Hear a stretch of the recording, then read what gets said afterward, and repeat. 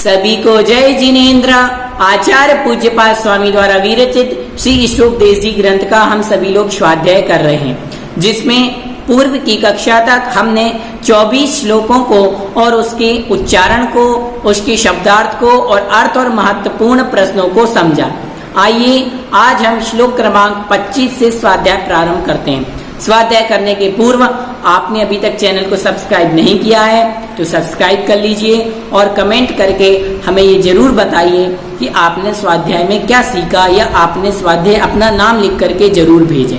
चलिए आइए स्वाध्याय प्रारंभ करने के पूर्व मंगलमय वातावरण बनाने के लिए मंगलाचरण करते हैं। मंगलाचरण के लिए सभी लोग अपने दोनों हाथों को जोड़ लेंगे। यस्य स्वयं स्वभावाप्ति प्रभाविकृतश्निकर्मणः तस्मै संज्ञान रूपाय नमोस्तु परमात्मने। बोलो आचार्य भगवंत श्री पूज्यपाद स्वामी महाराज की जय। हमने 24 श्लोकों का स्वाध्याय, उसका उच्चारण, शब्दार्थ वगैरह को समझ लिया। आज हम अन्य विषय में समझते हैं। श्लोक क्रमांक 25 का उच्चारण करना सीखते हैं। श्लोक क्रमांक 25 में आचार्य भगवंत क्या बता रहे हैं, पहले तो उसके एक एक शब्द का उच्चारण करते हैं। कटस्य कर्ताः मिति, कटस्य कर्ताः मिति संबंधः स्यात् द्वयोर्द्वयोर्, संबंधः स्यात् द्वयोर्द्वयोः ध्यानं ध्येयं यदात्मैव, ध्यानं ध्येयं यदात्मैव संबंधः कीदृशस्तदा, कीदृशस्तदा। कटस्य कर्ताहमिति संबंधः स्यात् द्वयोर्द्वयोः ज्ञानं ध्येयं यदात्मैव संबंधः कीदृशस्तदा। क्या कह रहे हैं? एक एक शब्द का अर्थ समझते। सबसे पहले संधि विच्छेद कर लेते हैं। पहले तो कटस्य कर्ता अहम इति, 3 शब्द निकलेंगे यहाँ।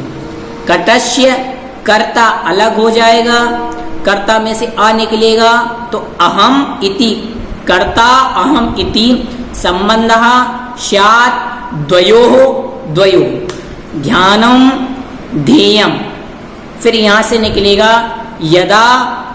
ठीक है, ध्यान दीजिए यहाँ से किस प्रकार का हम संधि विच्छेद कर रहे हैं, ये बहुत ही जरूरी है।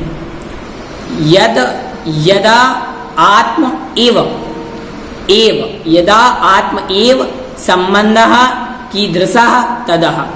समझते हैं। कटस्य कर्ताः अहम इति, अहम अर्थात मैं, कटस्य अर्थात चटाई का, कर्ता अर्थात करता हूँ। अहम कटस्य कर्ता, मैं चटाई का करता हूँ।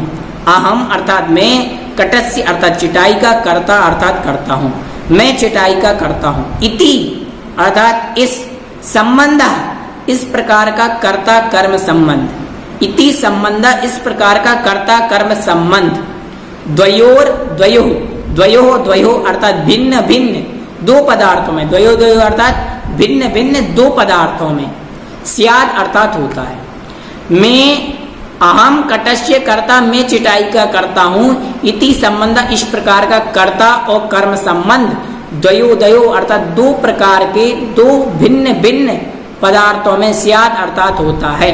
परंतु यदा, यदा अर्थात जब, ध्यानम अर्थात ध्यान, ध्येयम अर्थात ध्येय, आत्मा एव अर्थात आत्मा ही हो, आत्मा एव मतलब आत्मा ही हो, तदा अर्थात तब, कीदृशः अर्थात कैसा, संबंध अर्थात संबंध हो सकता है।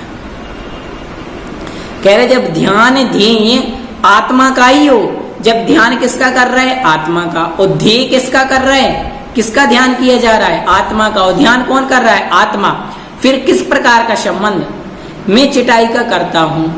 इसमें कर्ता और कर्म दो अलग अलग पदार्थों का संबंध होता है, कर्ता अलग कर्म अलग। लेकिन जब ध्यान आत्मा ही कर रहा है और आत्मा का ही ध्यान किया जा रहा है, तब वहां कैसा कर्ता कर्म संबंध बैठेगा। ठीक है, समझ गए? अर्थात जब एकत्व होता है तो एकत्व में कर्ता कर्म संबंध नहीं रहता, वहां ध्यान भी आत्मा कर रहा है और आत्मा के द्वारा ही ध्यान किया जा रहा है और आत्मा का ही ध्यान कर रहा है। यह होता है, ठीक है। आत्मा के द्वारा आत्मा का, आत्मा में ही आत्मा का ध्यान करना, यह एकत्व है। मैं एकाकी एकत्व लिए सब ही आते, तन धन को साथ ही समझाता पर ये भी छोड़ चले जाते। जब एकत्व की चर्चा चलती है तो वहां कोई दूसरी चीज नहीं होती, ओनली एक चीज, आत्मा। आत्मा ही सब कुछ है। जब भिन्न भिन्न पदार्थ होते हैं तो एक पदार्थ दूसरे पदार्थ की पर्याय बदलने की निमित्त रूप कर्ता होता है, और जिस पर्याय की मतलब जिसकी पर्याय बदली जाती है वह कर्म होता है। जैसे मैं चटाई बनाता हूं तो चटाई बनाने वाला, चटाई का कर्ता अलग है और चटाई भिन्न जड़ पदार्थ है। इन दोनों का कर्ता कर्म संबंध नहीं होता, परंतु आत्मा का परमात्मा के साथ एकीकरण काल में आत्मा ही ध्याता, आत्मा ही ध्यान और आत्मा ही ध्येय है, उसमें किसी भी प्रकार का कोई संबंध नहीं होता है। ठीक है, समझ गए? मतलब जहां पर आत्मा का ध्यान किया जाता है एकत्व में संबंध नहीं होता है।